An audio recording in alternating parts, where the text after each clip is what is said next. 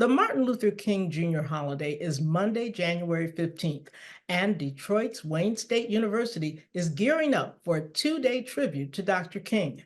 The university is holding a panel discussion on Thursday, January 11th, and an arts, culture, and music program on Friday, January 12th. The special guest is Santita Jackson, a political analyst, a TV and radio host, vocalist, and daughter of the Reverend Jesse Jackson. I spoke with her and Wayne State University's Director of Community Affairs, Stacie Clayton, about this year's event and Dr. King's legacy. Welcome, Santita Jackson and Stacie Clayton. It's such a pleasure to have you on American Black Journal. I Thank feel you. like I'm talking to old friends. You are.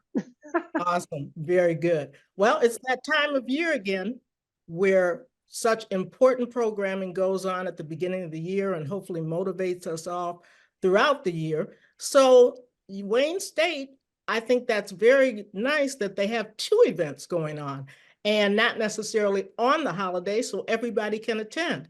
So Stacie, do you want to give the overall picture and then we can talk to Santita about the activities she'll be involved in? Thank you for the opportunity, Trudy. So glad to see you both. Yes, Wayne State University will be hosting our tribute to Reverend Dr. Martin Luther King Jr.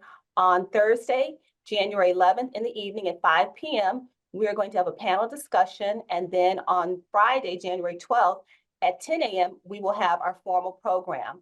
Our theme for 2024 is Arts, Culture, and Music of the Movement. And our event on Thursday, which will be a panel discussion, will look specifically at Detroit's role with the civil rights movement from a labor, religious, and political, and music perspective, of course. And then on Friday, our larger program will be Arts, Culture, Music of the Movement, where we will have singing, dancing, spoken word, poetry, celebrating Dr. King. And we are so delighted that on both days, Santita Jackson will be joining us as our special guest. And we look forward to hearing from her some of the lessons that she learned from her father, her mother, and Dr. King, which are still relevant today.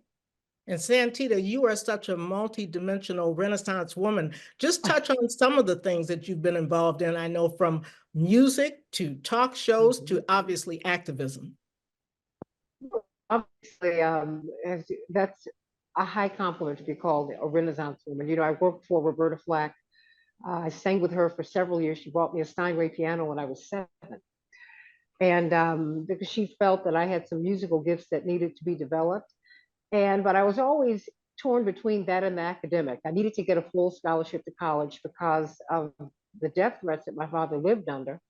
I never thought he'd be alive to pay the tuition, like so many of his peers. And so I was on that track. But then I was just, a few highlights. I sang the national anthem. I was privileged to do that on Dr. King's birthday for the Clinton inauguration in 1997.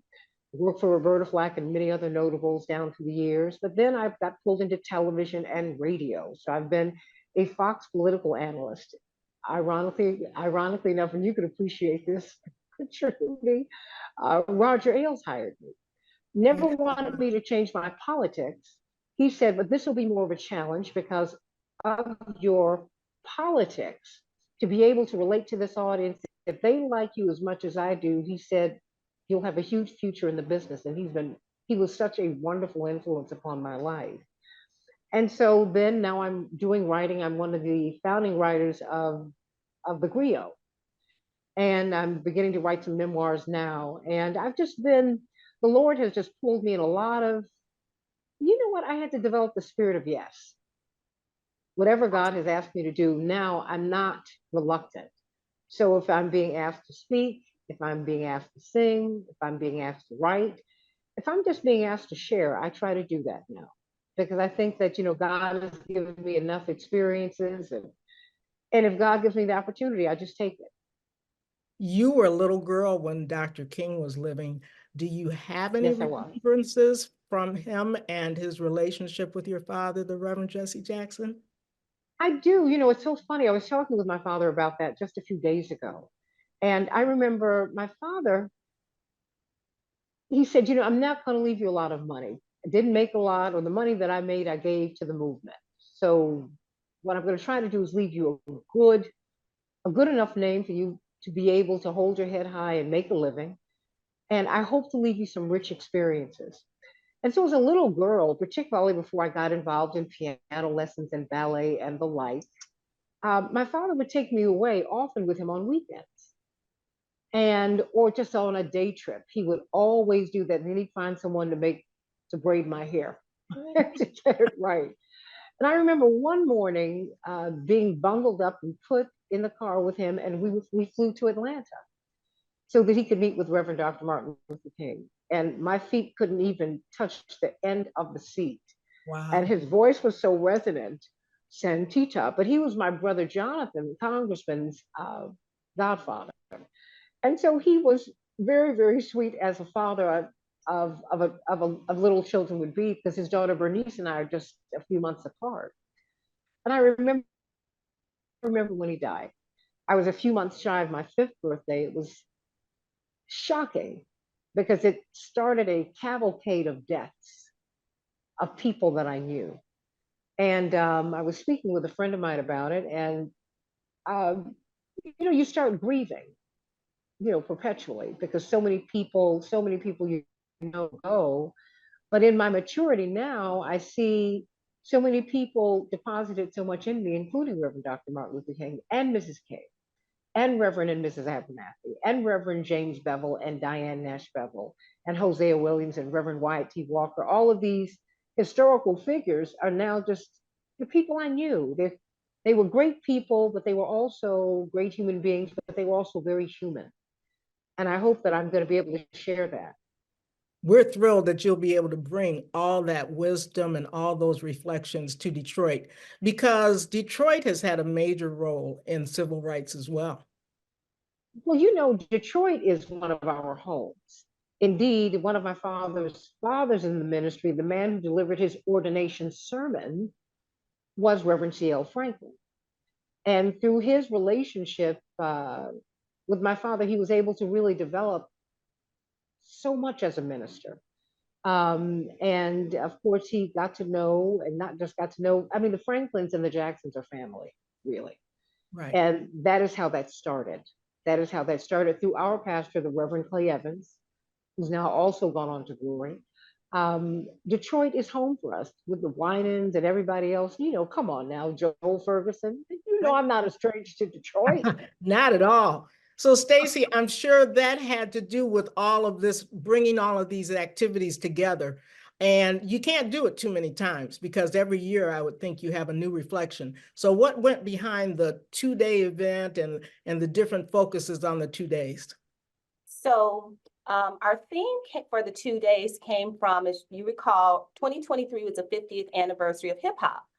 And as I was talking with my sister, and we were talking about the influence that hip hop has on our culture, it got me to thinking about not only the influence that music can have on historical moments that are happening at the time, but then also how those historical moments can influence the music.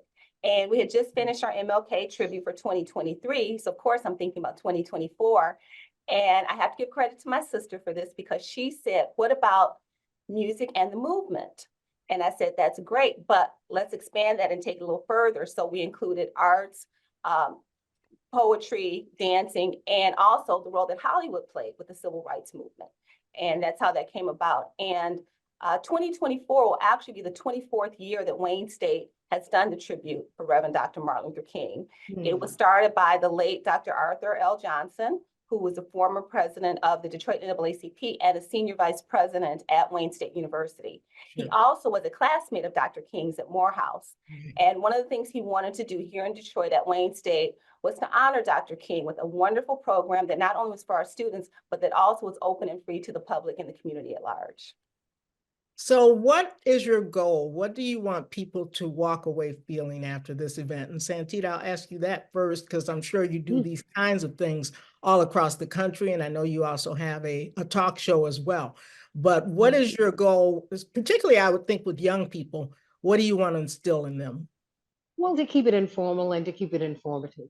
Young people, you have to meet them eye to eye. With the studies show that when you speak to children, and I'm certainly not speaking to children, but I'm speaking to young people, you have to kneel down and speak to them eye to eye. And what that is what I'd like to do this week. And I've been so gratified in these conversations that I've had with Stacie over the past few months, because I think that we'll have a chance to do that. I think that the audience will be small enough, it will be informal enough for me to share stories. I think that people can relate to that. I think speeches are wonderful, they're great, they're inspiring, but there's something about hearing about the Reverend Dr. Martin Luther King. One of the things that we want to have people take away from our Wayne State tribute to Reverend Dr. Martin Luther King is one of Dr. King's simplest lessons, and that is the time is always right to do the right thing. I'm going to paraphrase Dr. King, but he said, committing ourselves to humanity and service not only makes us better individuals, but it also contributes to a greater nation and a finer world. And if people can leave with that as their goal, I think we'll accomplish our goal for the tribute. This year in particular, with it being an election year, 2024, I think that this has even more importance, this kind of event. Yes, it does. As you're aware, here in Michigan, we have some new voting laws that take place that are taking effect in January. We have an upcoming presidential election, and I'm very proud to say that Wayne State in October of 2023, we were named as one of the top 15 voter-friendly campuses in the country. We're the only campus in Michigan to be named.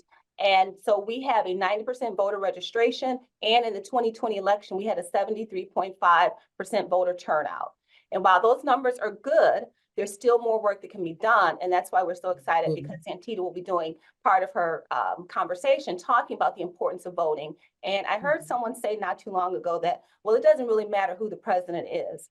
And I had to tell them, oh, it does matter who the president is, because even if he or she only serves for one term, they are the ones who are doing the nominations for our federal judges, Court of Appeals judges, and Supreme Court justices. Those are lifelong nominations, appointments, and those laws will govern our lives, or govern us, how we live our lives, and the laws for the rest of our lives. Great. And Santita, give us that last bit of inspiration. Well, you know, in addition to establishing the beloved community, the mission statement of the conference was to save the soul of America. And if you want to save the soul of America, you have to have every man, woman, and child has to be equal. The crown jewel of the civil rights movement is being done. Wayne State, Stacie has told us, is one of the top schools in the country for voter engagement, for voter registration. So Wayne State, for example, and I'm honored to be there, because you really embody what Dr. King was doing. Getting people to vote, ensuring that we all have a voice, that we are not just on the menu, but we're at the table. And that's what your vote means. So thank you, Wayne State, for all that you're doing for voter engagement. Thank you, Stacie. Thank you, Trudy, for the work that you're doing for carrying on Dr. King's mission. Thank you so much, Santita Jackson. Please give our love and respect to your parents, to Reverend Jackson, and your mom. Wonderful people and just icons in our community. Stacie, thank you for pulling this all together. And I know it's going to be a great 2 days of events.